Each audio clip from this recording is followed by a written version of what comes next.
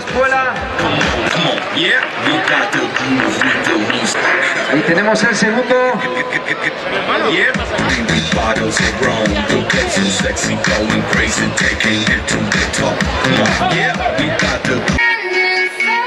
Y a continuación sacaré.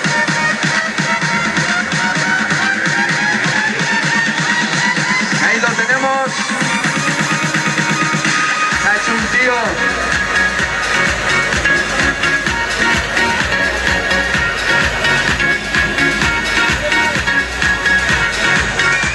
Sí señor, sí señor. Precioso toro de la ganadería de la espuela.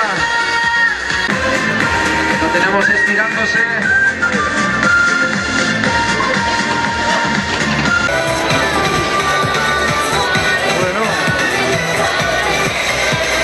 Y ahí lo tenemos, el primer toro de nombre Gamberro.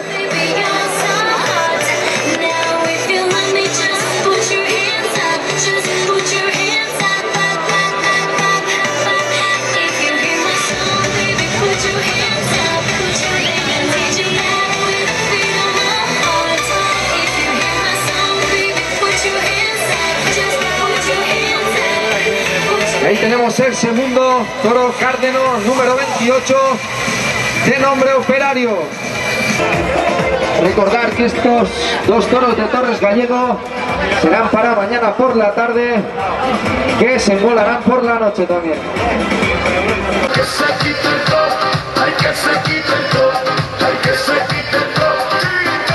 Quiera a participar. Perdón.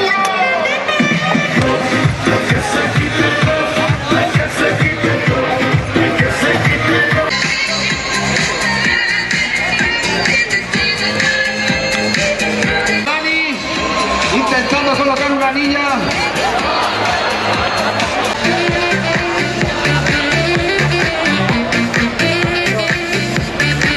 Ahí va. Bien. Ahí va, ahí va. Y un fuerte aplauso para Buchín.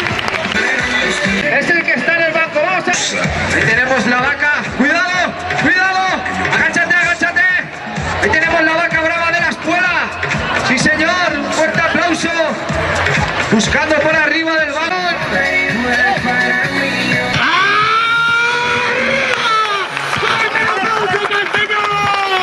Este conmigo que me quedo así todo.